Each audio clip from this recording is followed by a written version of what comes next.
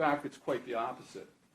And notwithstanding the fact the court, of course, found probable cause, his record, with the exception of this only allegation, which will be, we're disputing it, obviously, and it's going to be litigated pretty heavily throughout the course of the representation of this case.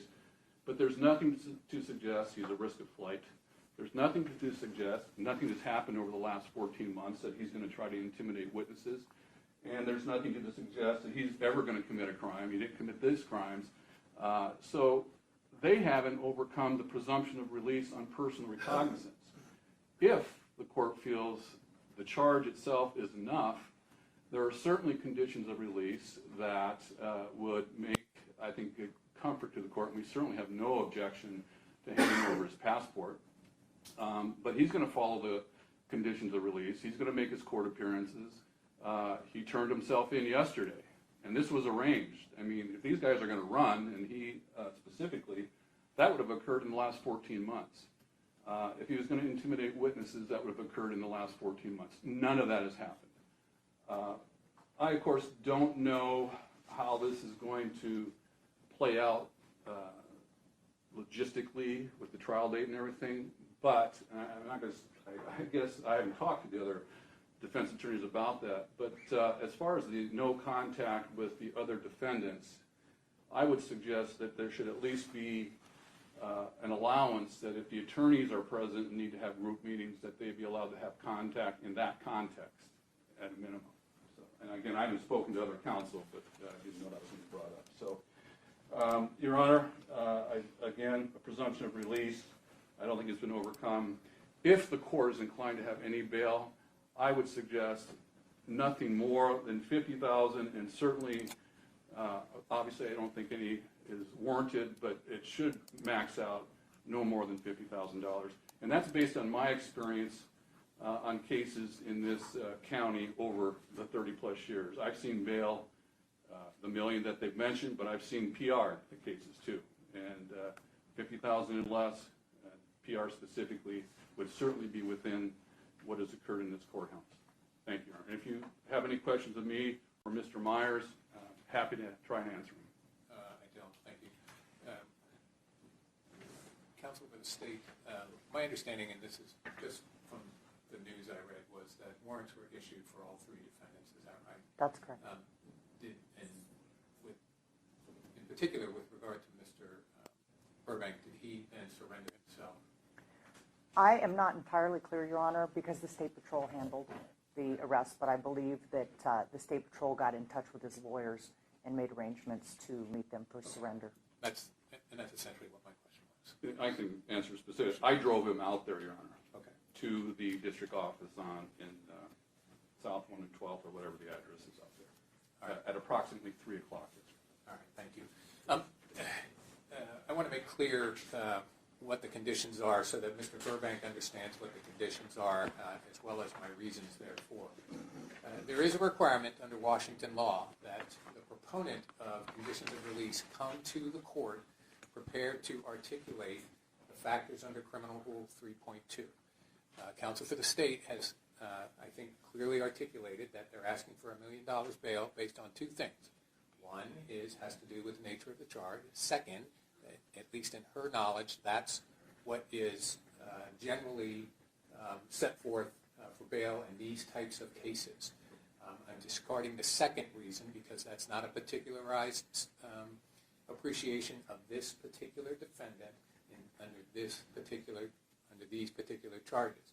As to the nature of the charge, as well as what's set forth in the affidavit of probable cause, the court agrees it's a serious violent offense, and for that reason, there should be some bail set. I also want to point out that, as articulated by defense counsel, 1, Mr. Burbank turned himself in. 2, he has no criminal history whatsoever. 3, he has significant ties to the community. And 4, there has been no other evidence brought before this court this morning indicating that he's either a risk of flight, a danger to the community, or a danger to interfere in the administration of justice. Based on that, the court's going to set bail at $100,000. The other conditions will also apply, Mr. Burbank, and those conditions are you're going to surrender your passport, not going to have any contact with any witnesses and or the victim's family. You're not to possess any firearms in this case, pending resolution of this case. You have law-abiding behavior. You are not to have any contact with the co-defendants unless the attorneys are present, because oftentimes in cases like this, there will be joint meetings of the defense. I don't want to prohibit them from doing that. Your travel is restricted to the two neighboring counties where you're currently residing. That address will not be made public as requested by both the state and the defense here. Thank you. Any questions about the conditions?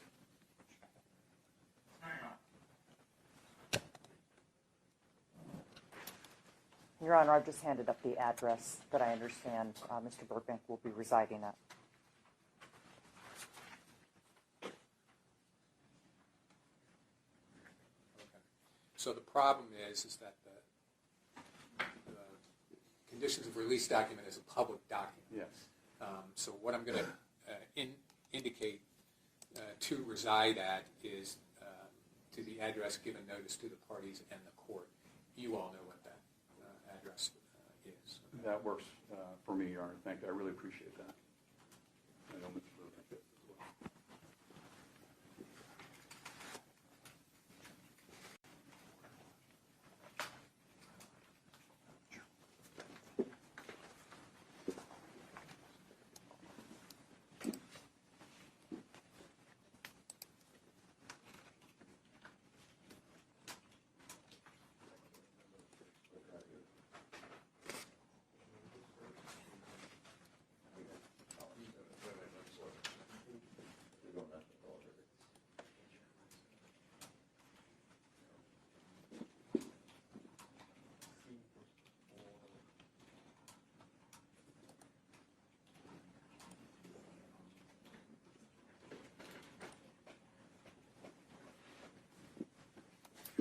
If I didn't say it earlier, no use of non-prescription drugs. Also, remain in contact with your defense attorney, Mr. Burbank.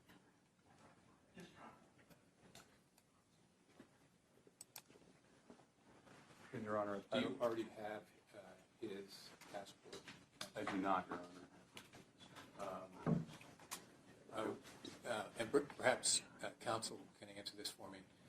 Can that be surrendered by close of business on Monday, or excuse me, Tuesday, because Monday's a holiday? Is that satisfactory? That's fine with the state, Your Honor. We can make that happen. Okay, so by June 1st. You talking about the passport, Judge? Yes, sir. Yeah. Yeah, it needs to be surrendered to the court. It's filed with on the file. Okay. Correct. All right. Would that be under seal as well, Judge? When it's held, it's not a public document. And Your Honor, I'd be on the, I don't know if you're there yet, or you're probably not, but on the scheduling order, we'll need to set a return with the attorney. Right. Okay. Hold on. Let me make sure that it's been a while since I've been in that house. Return of the attorney. Your Honor, I'll be taking care of that on the scheduling order. Okay. That's good. Jessica, I'm getting an error message. On order establishing conditions of release, when I click on judicial official. Yes. It says there are no release conditions established. I'm fine with that too, Your Honor. Maybe it's okay.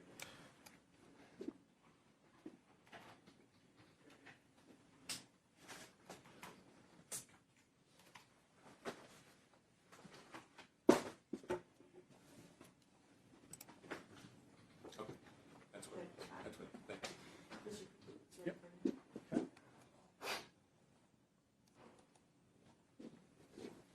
And the order caution is ready. Okay, great, thank you.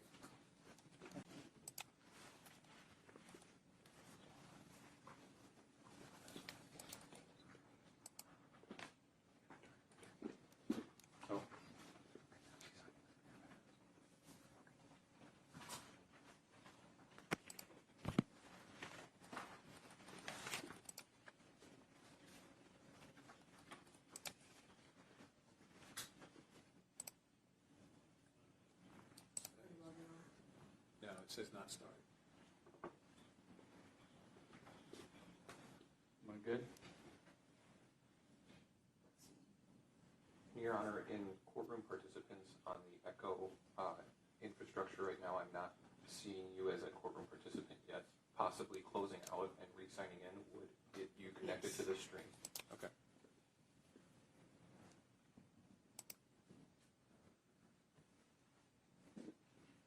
So just get it totally out of Echo and then go back in.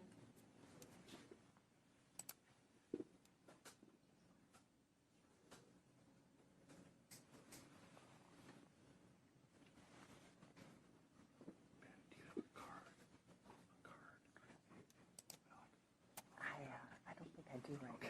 Sorry. But I'll send you an email. Okay, I'm not seeing. I'm sorry, I'm not seeing the icon. My email address is on. Okay, great.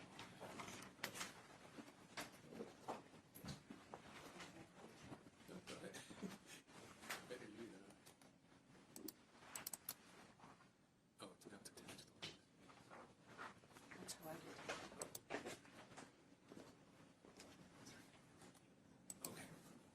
It was a standalone last time I was here.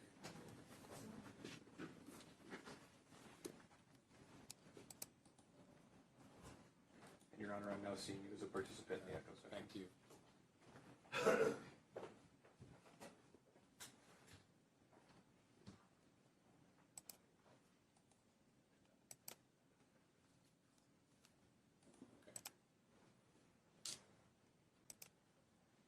you trying to put a establishing? I'll have to go back. I think I meant to do that, but I, You try COVID-19. right, I just put COVID. That's right. Okay. We good?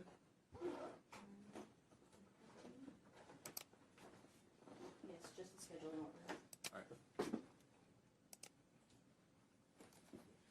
Okay, Mr. Burbank, I'm going to sign an order that requires you to appear with counsel. It's called a return with attorney date on June 11th, 2021. That's at 8:30 a.m. That's in CD2. In other words, if you're out of custody at that time, it'll be in this courtroom. There's another 2 court dates listed on there. You want to pay close attention to them because failure to appear will result in a bench warrant being issued for your arrest and the likelihood of your bail being raised, okay? Yes, Your Honor. All right, thank you.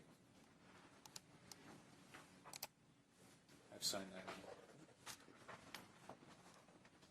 Am I all good? I think so. Printing the third document, once we confirm that he has those documents then.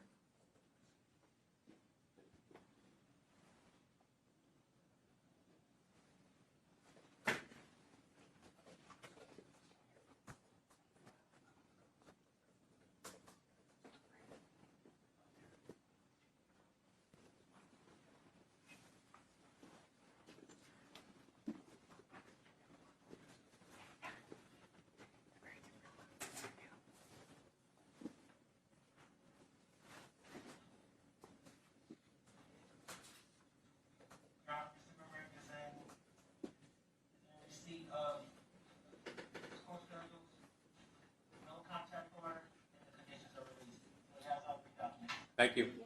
Thank you.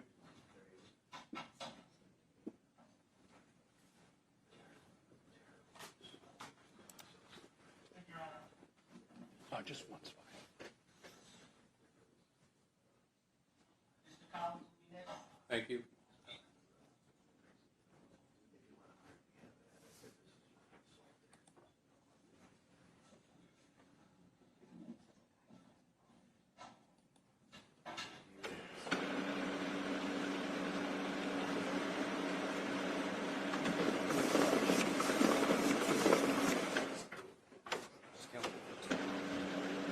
Jared Austin.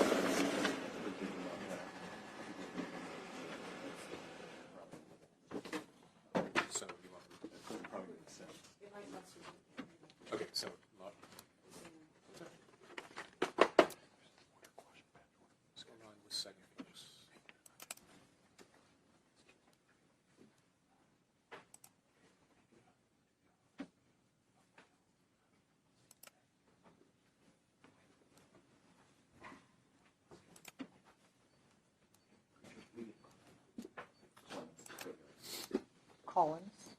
Mr. Collins.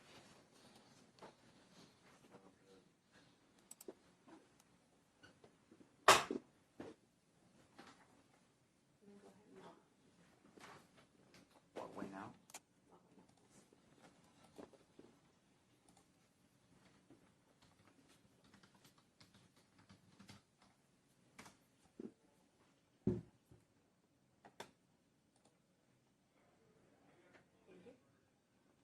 Go ahead, yes. Thank you. This is the State of Washington versus Matthew J. Collins, cause number 21-101-287-4. Mr. Collins is present via video from the jail. He's also represented by counsel Mr. Jared Osser. I'm Patty Eakes, Special Assistant Attorney General, as well as Kent Luke here on behalf of the State of Washington. We're here for the arraignment of Mr. Collins, who is charged in count 1 with murder in the second degree, felony murder, and in count 2 with manslaughter in the first degree. It's my understanding they have counsel has received a copy of the information as well as the affidavit of probable cause and asked them to acknowledge receipt and prepare to enter a plea.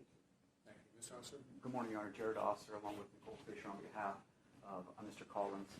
We acknowledge receipt of the information, although I believe they have charged my client in count 1 with murder in the second degree, not murder in the first degree. Apologies.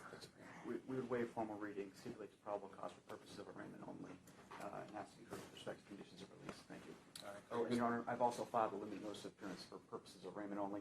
My client is currently represented by Michael Strapoli. He's determining whether there's a conflict necessary to get off the case, and so he's asked me to file the limited notice of appearance for this hearing only, and would ask the court to set a return with attorney. All right. Thank you very much. Is your true name Matthew Joseph Collins? Yes, Your Honor. Okay. Can you hear me okay, sir? Yes, sir. And can you hear everything the attorneys are saying also? Yes, sir. All right. Very good. The court's going to accept pleas of not guilty on behalf of Mr. Collins. The court is also finding probable cause based on the declaration for determination of probable cause. The court will hear the parties on conditions of release. Thank you, Your Honor. Similar to the request that was made with respect to Mr. Burbank, the state is seeking bail in the amount of $1 million. The basis, although Mr. Collins has no criminal history that the state is aware of, that amount of bail is being sought based on the seriousness of the charges and the potential penalty associated with that based on the facts that are laid out in the affidavit for determination of probable cause.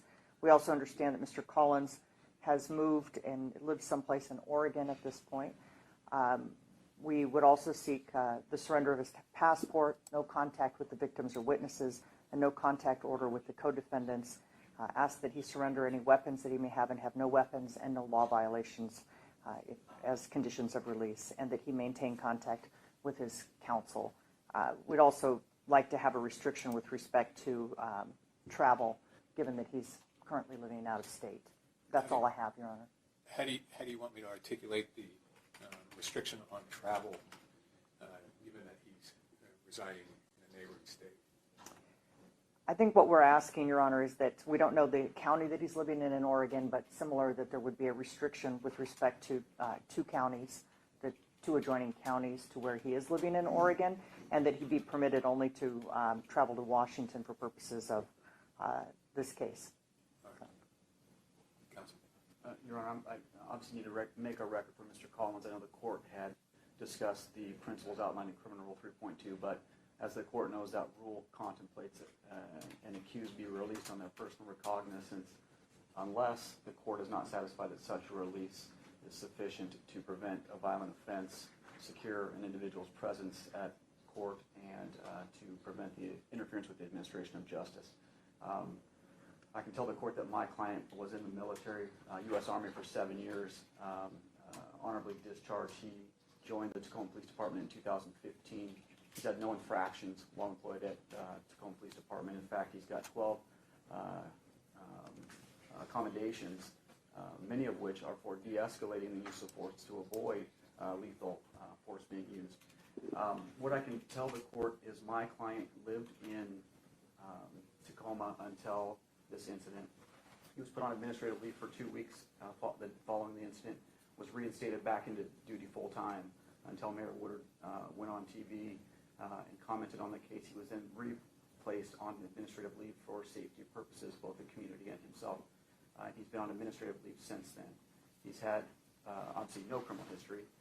He's had no incidents since the investigation ensued. He's been represented by counsel, Mr. Strapoli, the entire time, participated to the extent that his attorney has advised him.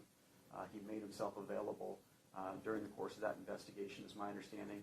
And in fact, when warrants were issued, surrendered himself through counsel yesterday. I spoke to his wife this morning. They live with family in Oregon. They're asking the court to allow Mr. Collins to live in that same address in Oregon with the family. He's got a wife and 4 kids. He actually has completed trade school, has an employment waiting for him at Bonneville Electric should he be released down in Oregon. To that end, I spoke to Mr. Collins this morning, went through what the court knows as a waiver of extradition and what that entails and what that requires. He's indicated a willingness to sign the waiver of extradition, provide the appropriate prints associated with that, and Mr. Weissman was kind enough to forward that to the jail, so he has that in front of him should the court grant that condition. With respect to travel, I would ask the court simply to allow him to travel throughout the state of Oregon and obviously Washington. Should he decide to retain my firm, he would have to travel up here to communicate and review evidence with me. But the court can indicate that the travel is for the purpose of either court or meeting with his counsel. I guess my concern is, what's the need to travel throughout the state of Oregon? I don't know that he needs to travel throughout the state of Oregon unless employment requires him to do so through Bonneville. And obviously, if that's the case, I can note a motion to modify the conditions appropriately and provide documentation to the court in that regard. So Mr. Collins has made a similar request that we not provide the actual address to the court or to the parties. And so have you provided it to? He hasn't even provided it to me yet because he doesn't want to provide it over the phone because it's being recorded. And so what I would do is get that information from Mr. Strapoli. He has that information along with a passport. Provide that passport and documentation of the address to the court by Monday and provide it to Ms. Eakes and Mr. Liu once Mr. Strapoli has it. The address has to be provided today. I can facilitate that. Yes. Prior to any release, he has to provide his address. Of course. Okay. And you can get that just by meeting with him. I can call him once we get off the record, Your Honor. Anything else? No, Your Honor, thank you. Okay. And Ms. Eakes, again, the state is relying on the same bases here for their recommendation for bail. Is that correct? That's correct, Your Honor. And as I indicated earlier, but we did survey the filings in Pierce County with respect to the amount of bail and murder and manslaughter charges. Okay, thank you. Court's going to set bail in this matter at $100,000. It can be by secured bond. Other conditions are going to apply, sir. Those include that your travel is restricted to the county you're currently residing in Oregon, okay, and the contiguous counties, meaning the counties that touch that particular county in Oregon. You may also leave that county in order to travel to and from Washington for the purpose of court or meeting with your counsel. Okay? No other travel at this time is authorized. Do you understand that condition? Yes, sir. All right. In addition, you can surrender your passport, no contact with the victim's family. You may not possess any firearms, have law-abiding behavior, no contact with witnesses, no contact with the co-defendants unless it's in the presence of counsel, okay? And no possession or use of any non-prescription drugs, okay? Do you understand those conditions, sir? All right. And I'm going to include in here that the address has to be provided to the state here before he's to be released, okay? And, Your Honor, I don't, just to clarify, I don't know that I heard the court say no contact with the victim's family. I did say that. Oh, I'm sorry. I That's apologize. okay. Thank you. And Your Honor, if I could just ask that the jail make Mr. Collins available so I can reach him telephonically, and then I'll provide that information to Ms. Eakes before he leaves today. I'm certain as soon as they get him back to where they have him housed, they'll be able to take that phone call, okay? All right, hold on just a second. Let me finish filling this out.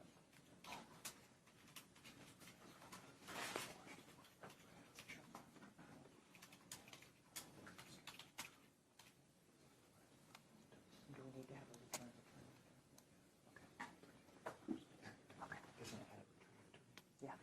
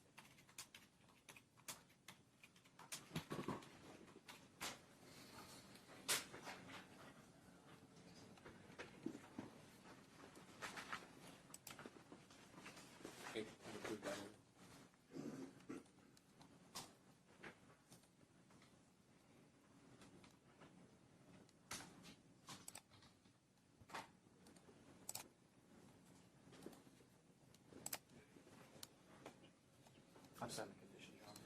All right, thank you.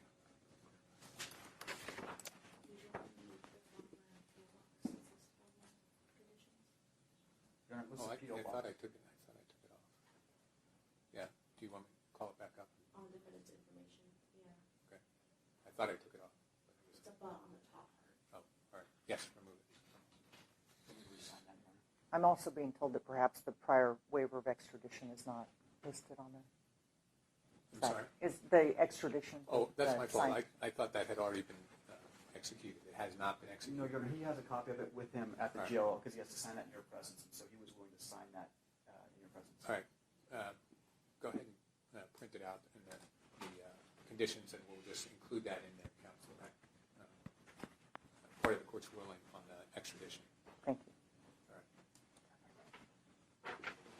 All right, Mr. Collins, I'm also signing a scheduling order which requires you to be in court next time on June 11th, 2021 at 8:30 a.m. That's back in this courtroom if you're out of custody by that time.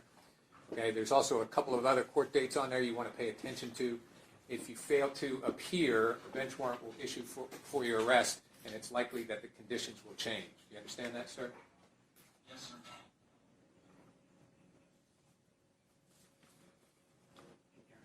Did you send that down to him already? Oh, he's on mute. Okay. I didn't. Yeah. Well, I wouldn't be providing fingerprints for anything else. So. Oh, okay. Your Honor, can we inquire whether Mr. Collins has provided the prints and signed the waiver in front of Your Honor? I know it was sent down there. I don't know if he actually did that. Yes, sir, I have. He's saying he has. Okay, and did you give that to the CO there? Yes, sir. Yes, Your Honor, it should be back down, the courtroom. It's already been signed. Okay, all right, thank you very much. Thank you, Your Honor. Okay, so I've just included that on there, but indicated it's already accomplished. Thank you. And then on the review order, if you could sign on the order. Okay, All right. Those have all been executed. Thank you, Your Honor.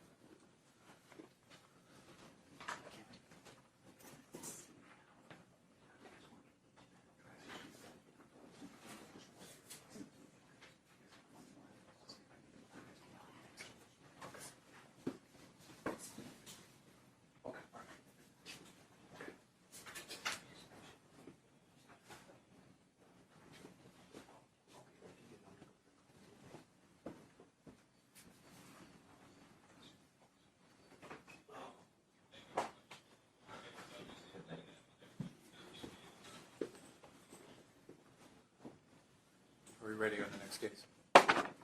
I believe so. Just State of Washington versus.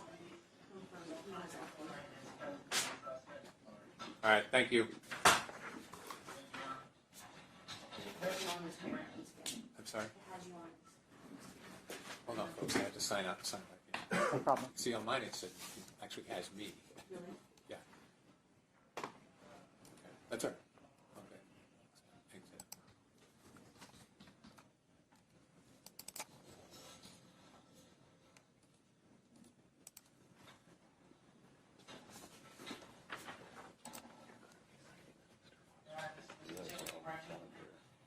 Thank you.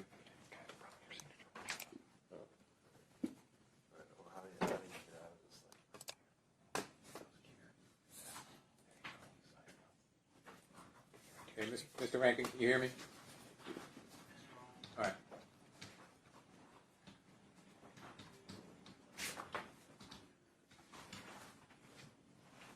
You may proceed, counsel. Thank you, Your Honor. We're here on State of Washington versus Timothy Eugene Rankin, cause number 21-101-288-2. We're here for an arraignment. Mr. Rankin is present on video from the jail, as well as his counsel, Mr. Brian Hirschman, and Patty Eakes, Special Assistant Attorney General, and Kent Liu on behalf of the State of Washington.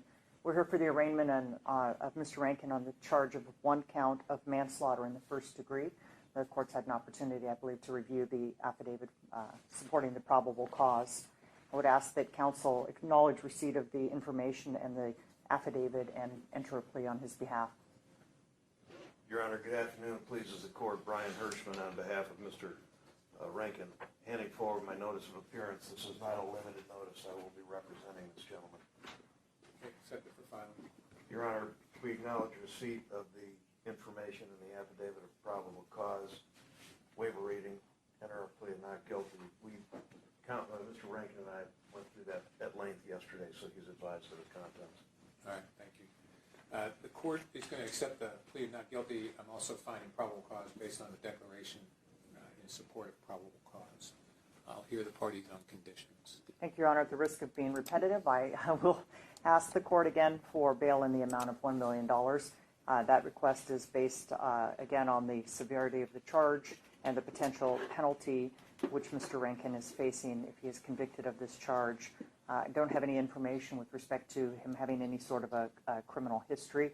It is an amount of bail consistent with our research with respect to bail that is set in these types of matters in Pierce County. In addition, we're asking that Mr. Rankin be required to surrender his passport, that he have no contact with the victim's family or with the witnesses in the case, that he have no contact with his co-defendants with the exception of unless counsel is present, that he have no weapons and that he surrender any weapons that he may currently have, that he have no law violations, and that he maintain contact with his attorney.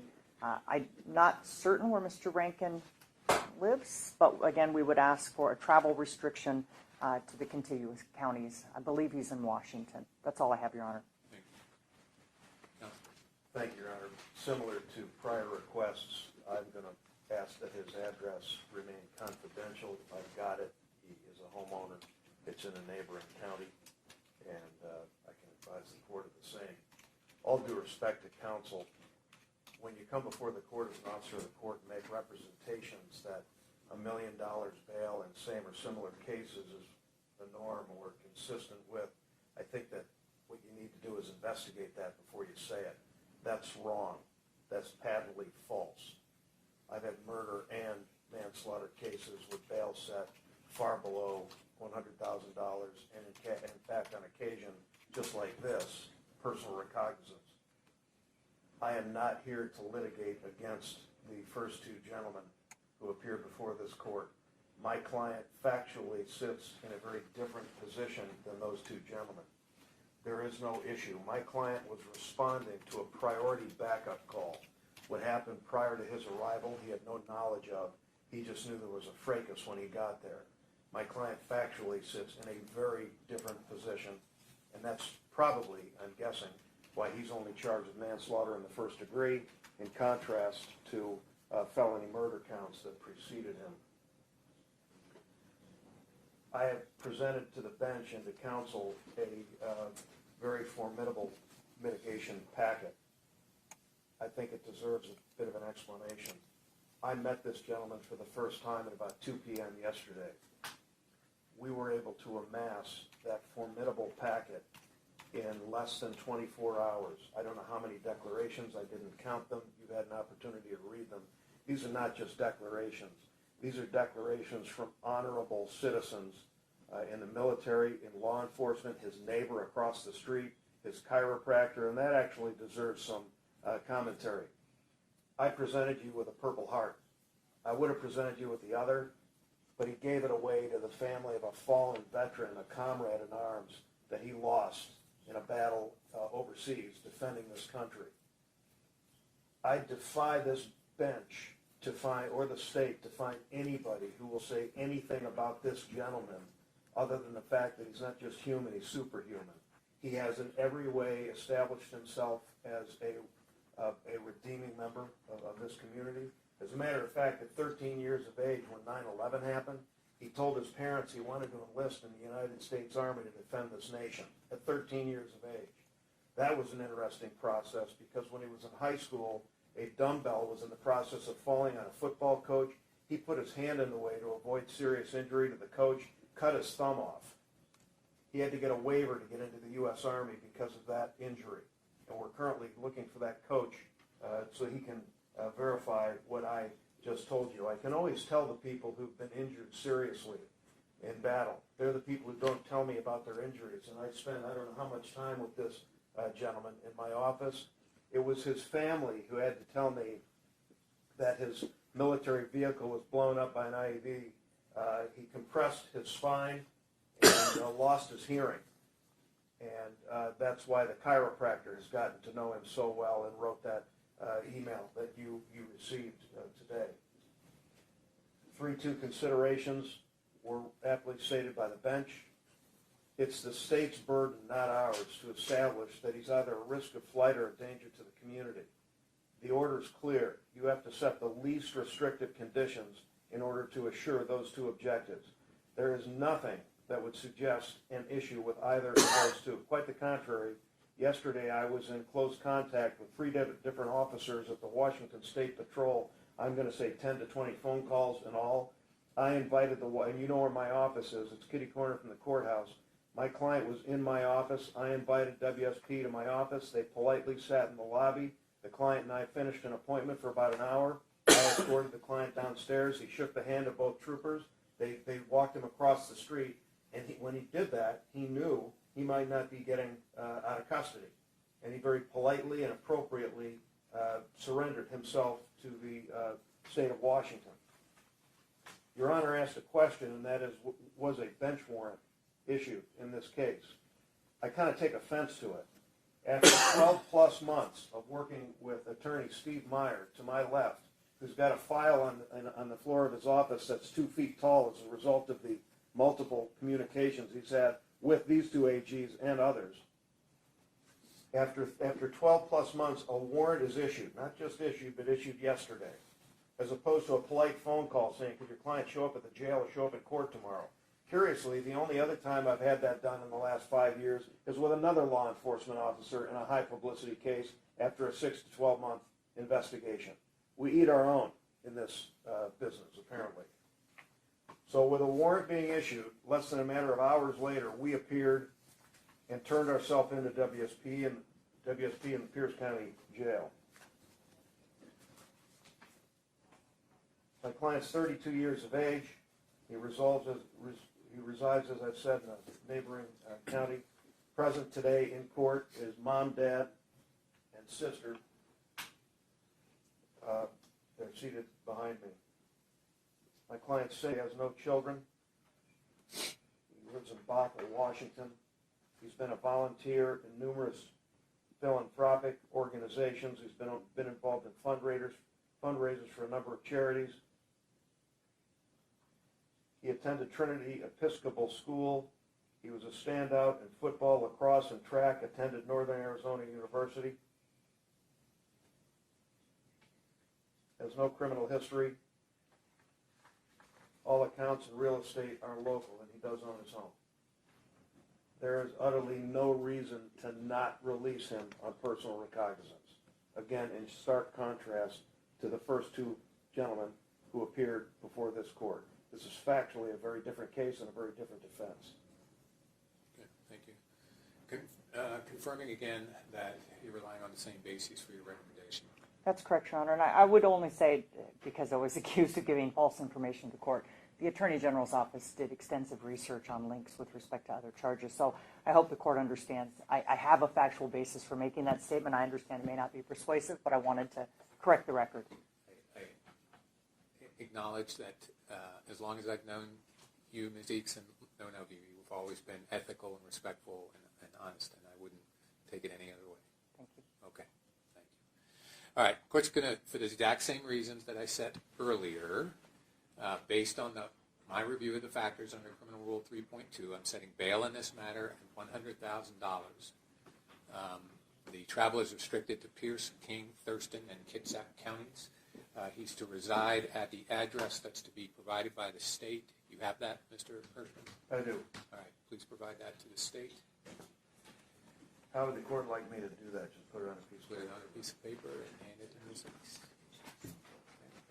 Eakes. No contact with the victim's family, no contact with any witnesses, Mr. Rankin, no contact with co-defendants except if you're meeting with them with your counsel present, okay? No other time may you have contact with them. You must surrender your passport. You have till close of business on Tuesday to do so, all right? Turn that into your counsel, and then he'll surrender it to the clerk's office. You're to have law-abiding behavior and not possess or use any non-prescription drugs. You understand all of those conditions, sir? All right. I have received the address, Your Honor. Thank you. Thank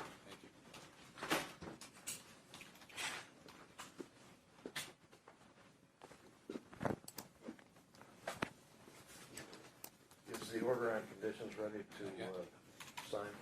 Not yet.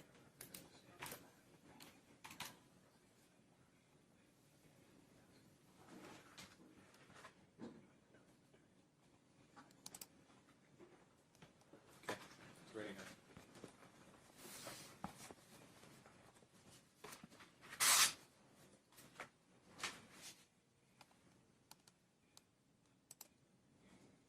Your Honor, I think, had indicated, and I don't know how to use this thing very well, but if I'm reading this correctly, is have no contact with co-defendants or witnesses. You did indicate a proviso that we're allowed to meet as a group if need be. That's in there.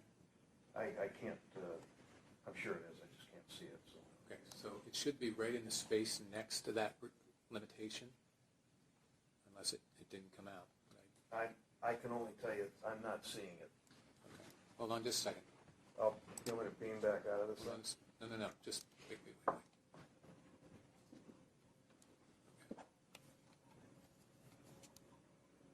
Yeah, it doesn't have surrender passport in there either.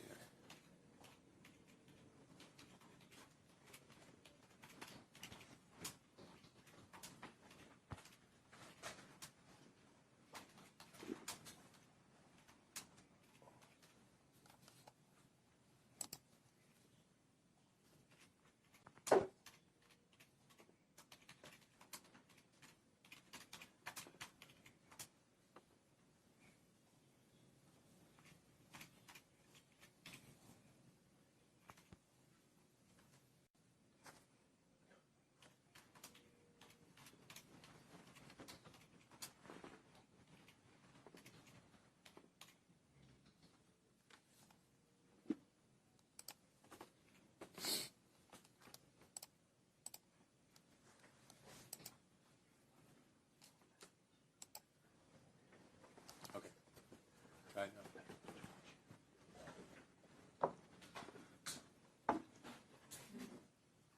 Here we go, may only have contact with co-defendants and company, okay, thank you. Yep.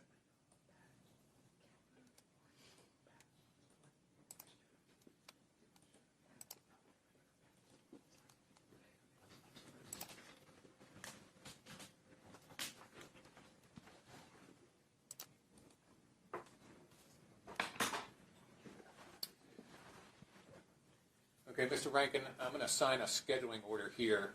Your next appearance is set for June 24th, 2021. That's at 8:45, and that's in courtroom 260, which is CDPJ. Okay. There's also another court date on there. You want to pay attention to those court dates, because if you fail to appear, the bench warrant will issue for your arrest, and the likelihood is these conditions will be revoked. You understand that, sir? All right. I've approved that order.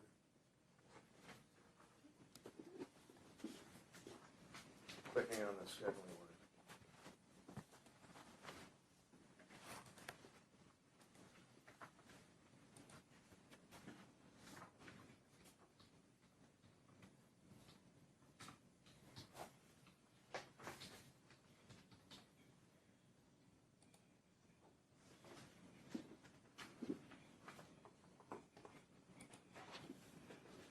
Counsel, can you print me one extra scheduling order? Actually, bail order too. Please. Your Honor, I provided Mr. Collins' address to Mr. Liu, so the state is in receipt of that. All right, thank you. Okay, the jail should have all three orders.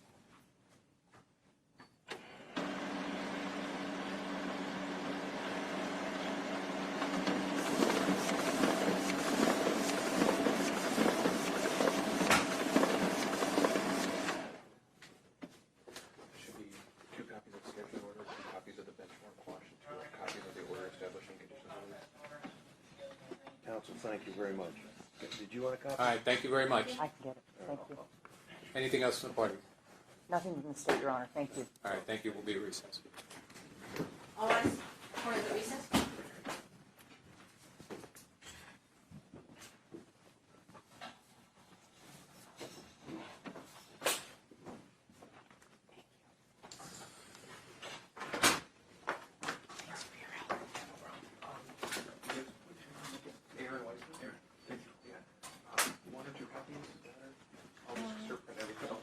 Two copies would be great.